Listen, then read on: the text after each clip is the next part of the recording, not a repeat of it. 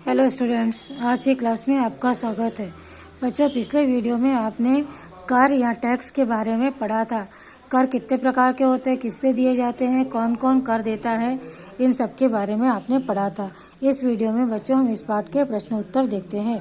प्रश्न पहला, रिक्त स्थानों की पूर्ति कीजिए। सरकार को खालिस्तान से धन प्राप्त होता है। सरकार को कर से धन प्राप्त होता है। दूसरा, आय व्यय का लेखा जोखा खालिस्तान कहलाता है। आय व्यय का लेखा जोखा बजट कहलाता है। खालिस्तान और खालिस्तान करों के प्रकार है। आयकर और संपत्ति कर करों के प्रकार हैं। टैक्स लगने पर सामानों की कीमत खालिस्तान हो जाती है। टैक्स लगने पर सामानों की कीमत बढ़ जाती है। प्रश्न दूसरा, प्रश्नों के उत्तर दीजिए। कर क्या है, समझाइए। लोगों को सुविधाएं उपलब्ध कराना, जैसे पानी की व्यवस्था, अस्पताल खुलवाना, बिजली की व्यवस्था, सड़क बनवाना आदि कार्यों को सरकार करती है। ऐसी स्थिति में सरकार के पास धन प्राप्त करने का एक ही तरीका है, जिसे कर या टैक्स कहते हैं। कर या टैक्स क्यों लगाया जाता है? वस्तुओं को बनाने पर उत्पादन कर या टैक्स लगता है। यह कारखानों में सामान बनाने या उत्पादन होने पर वसूल किया जाता है, अर्थात वस्तुओं को बेचने के पूर्व ही सरकार यह टैक्स वसूलती है। परंतु कृषि के उत्पादन पर कोई कर नहीं लगता, परंतु शक्कर कारखाने या राइस मिल में चावल निर्माण पर कारखाने के मालिक को उत्पादन कर भरना पड़ता है। प्रश्न तीसरा, वस्तुओं पर लगने वाले कर और आयकर की तुलना कीजिए। वस्तुओं के बनाने पर उत्पादन कर टैक्स लगता है। यह कारखानों में सामान बनाने या उत्पादन होने पर वसूल किया जाता है, अर्थात वस्तुओं के बेचने के पूर्व ही सरकार यह टैक्स वसूल करती है। दूसरा, आयकर, इनकम टैक्स सरकार द्वारा व्यक्ति की आय पर लगाया जाता है। सरकार देश में लोगों के जीवन यापन के लिए एक निश्चित आर्थिक सीमा तय करती है। इस सीमा से अधिक आय प्राप्त करने वाले को आयकर देना पड़ता है। प्रश्न चौथा, सरकार द्वारा कृषि के उत्पादन पर कर लगा देना उचित है या अनुचित?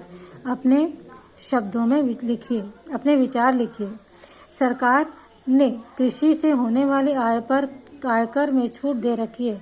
यदि सरकार कृषि के ऊपर उत्पादन कर लगा देगी तो यह अनुचित होगा, जिससे खाद्य सामग्री महंगी हो जाएगी, जिससे आम व्यक्ति का जीवन कष्टमय हो जाएगा।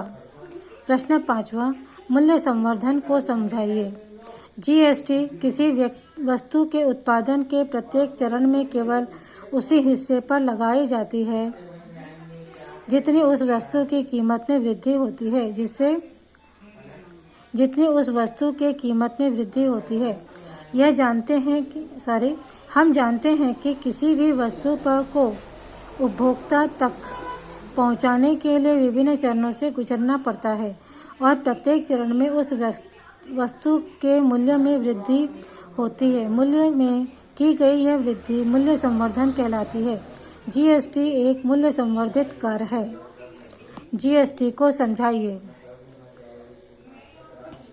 जीएसटी वस्तु एवं सेवा कर, जिसे हम जीएसटी के नाम से जानते हैं, यह एक अप्रत्यक्ष कर है जो वस्तु एवं सेवा दोनों पर लागू होता है। इससे पूरे भारत में एक समान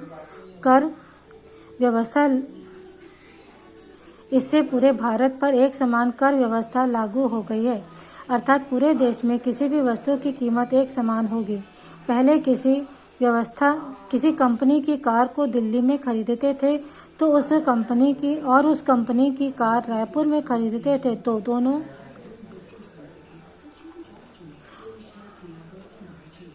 ही कारों की कीमत में अंतर होता था, क्योंकि प्रत्येक राज्य की कर की दर अलग अलग होती है। अब कोई भी राज्य किसी भी वस्तु पर मनमाने ढंग से कर नहीं लगा सकता। एक देश एक कर के नियम का पालन सभी राज्यों को करना होता है। जीएसटी एक मूल्य संवर्धित कर है। हमारे देश में 1 जुलाई 2017 से जीएसटी लागू हो गया है। बजट बनाएं। आपके पिताजी की आय 5,000 रुपये मासिक है तो आप भोजन, आवास, कपड़ा, शिक्षा एवं अन्य खर्च पर मासिक बजट बनाइए। 5,000 रुपये मासिक बजट है। मासिक